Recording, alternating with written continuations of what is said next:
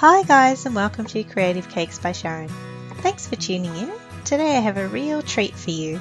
It's a Winnie the Pooh honey pot cake with none other than Pooh Bear himself.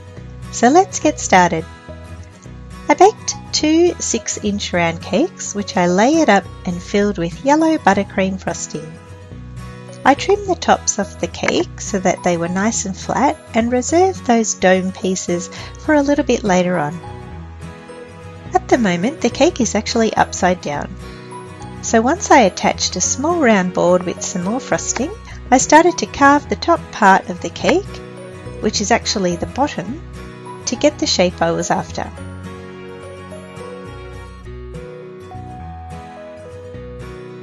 Once I was happy with the general rounded shape, I carefully flipped it over, adding some more frosting so that I could stick one of the top pieces of the cakes which I had cut off earlier to get a nice rounded top. From here I carefully continued to carve the cake until I achieved a nice shape that would look similar to a honey pot. Guys, if you're new to my channel, thanks for tuning in. I make all sorts of fun and creative cakes each week, so make sure you hit that subscribe button so you're the first to see them each week. Once again, I had to flip the cake upside down and then cover it with white chocolate ganache. It was actually much easier to cover the cake this way while it was upside down rather than the right way up. So now again, I flipped the cake back over, and now this time it was the right way up, and I added more ganache to the top of the cake. Once the ganache was nice and smooth, I brushed it with some water to help the fondant stick.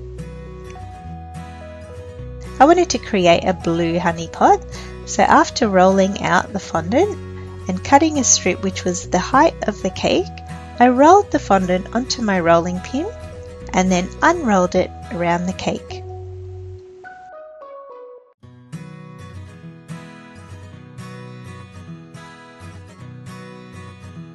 To get a nice even seam, I let the sides overlap and then cut a line through both layers of fondant, removed the cut pieces, and then with a smoother and my hand, I blended the joint. And finally used a nice sharp knife to neaten the bottom. To neaten up the top, I used a large cookie cutter to trim away all the excess fondant from the top. So now, moving on to the actual Winnie the Pooh. For the body, I used a styrofoam dome and covered it with red fondant. I just trimmed away the excess and tucked the sides underneath the dome.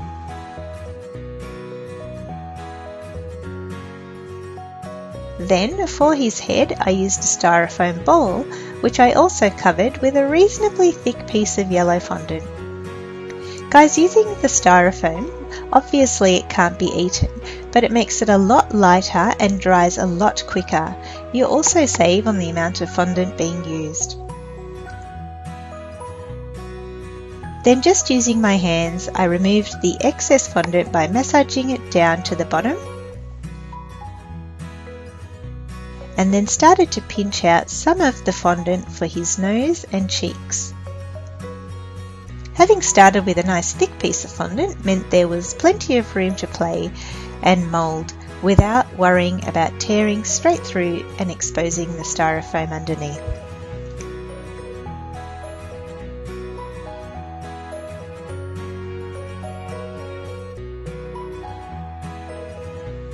Once I was happy with the features, I used a modelling tool to mark in the cheek lines as well as a mouth and the eyes.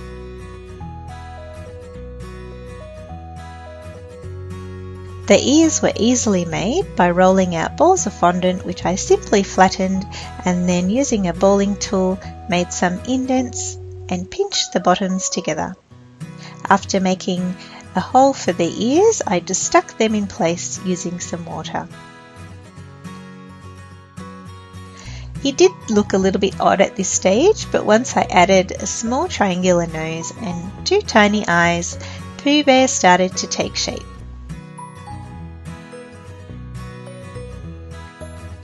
I wanted to add some extra detail, so I used some edible chalk to dust on the cheeks and mark out his mouth, as well as a little bit for the ears. Then I moved on to assembling Winnie the Pooh, so after his body was positioned just on the top of the cake, I carefully inserted his head, then cut out a collar for his shirt and wrapped it around the bottom of the head.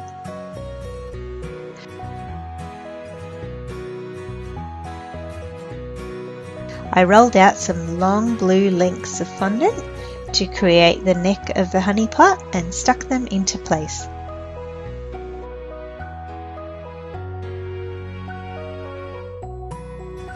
I made Pooh's hands the same way, but just flattened out the ends and bent them back a little before sticking them into place.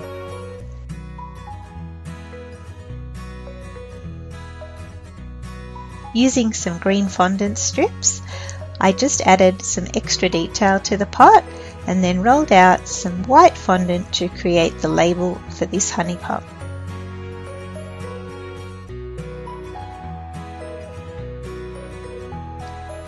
Finally, it wasn't going to be a honey pot, and especially not Pooh's honey pot without some honey dripping out of it. So I added these final details of drips of honey both to Pooh and the pot, and it was all complete. I really love how this cake turned out, and I hope you enjoyed watching me create it. Guys, please give it a thumbs up if you liked it, and don't forget to subscribe to my channel so you don't miss out on any of my creative cakes. I hope you tune in next time, and thanks for watching.